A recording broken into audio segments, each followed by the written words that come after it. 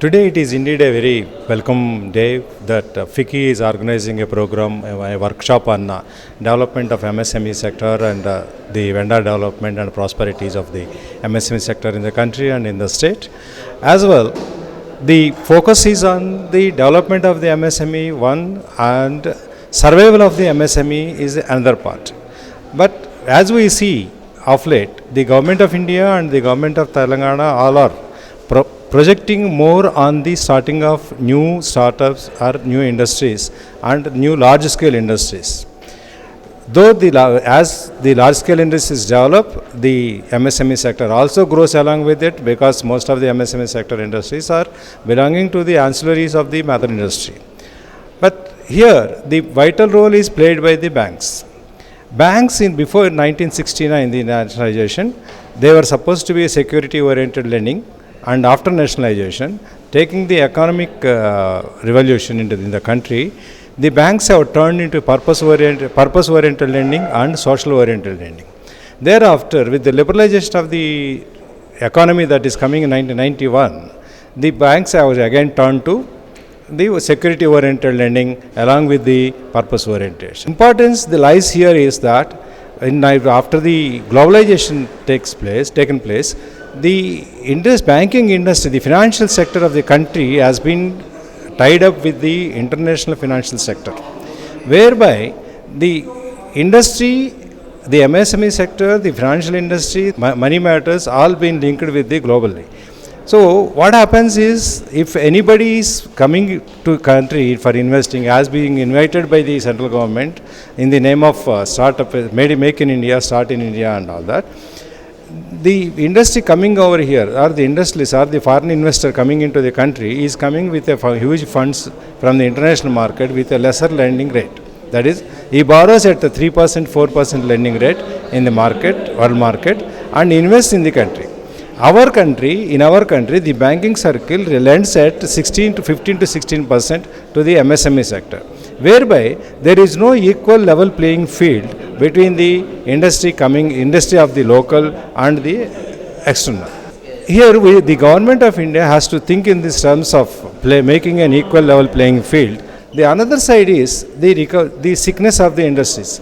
For the sickness of the MSME sector or for any industry that matter, the reasons are beyond the control of the entrepreneur, and most of them are external reasons where the entrepreneur has no control over that, and internal reasons that could be controlled and taken over. The external reasons mostly are, say, the receivables of the industry that are being, the agencies and public sector undertakings are supposed to, the payment, say, let us suppose the payment terms are 90 days payment, they have to make the payment in the 90 days of the receivables. But seldom it happens. And about 270 days to 300 days it takes for the government organizations to clear their bills. Now, in the light of the technology development, software development, the entrepreneur resources program, etc., there is no need for any government organization, agency or public sector undertaking to delay the process of payment for beyond 90 days, and whereby the cycle of the financial cycle or working capital cycle of the industry suffers. And even if you receive the payment after 270 days, taking all the things into consideration, the profit margins available are very thin and very less, and the interest portion, that is from 90 days to 270 days, that is about 180 days interest portion, is coming to the account of the entrepreneur, which is beyond his means to meet and survive. Like this, there are various problems. And see, for the last 2 years, for example, in our state, there was a power shortage and power holidays were there for 5 days a week.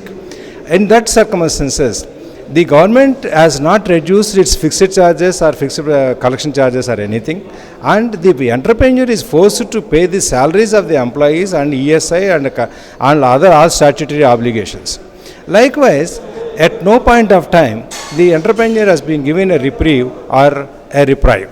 So in all those things, what we demand is the bankers should, while terming the account as NPA, because if 1 month interest or 1 month installment is not serviced in the next 30 days, the account is automatically taken to NPA by the machines. Here, the human role is very less. So the bankers, once the account is transferred to NPA, then they have the set of procedure to go through. And here also, unfortunately, the bankers are violating deliberately or otherwise the various guidelines issued by the Reserve Bank of India from 2002 to 2012 and how to deal with an NPA account, how the account should be transferred to the NPA, and how before that what are the steps to be taken, benefit of the entrepreneur and the banker. All these things are violated and they are being given a blatant go by. Here, the banks, if I am permitted to call it, they are adamant in approaching they are adamant in solving the problems of the industry, or even to heed the suggestions of the government in slick subcommittees or empowered committees of Reserve Bank of India.